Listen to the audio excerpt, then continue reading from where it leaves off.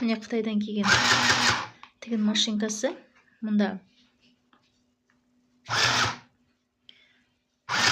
майлықты тігіп жатырмын. Құбылмадан.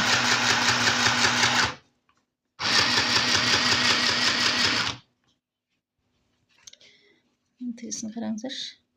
Күшті тігеді екен.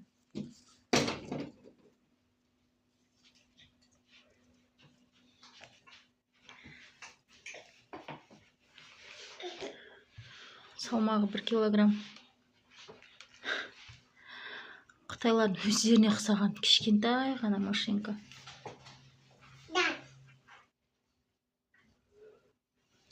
Міне Қытайлар тігіс машинкасы кішкентай ғана.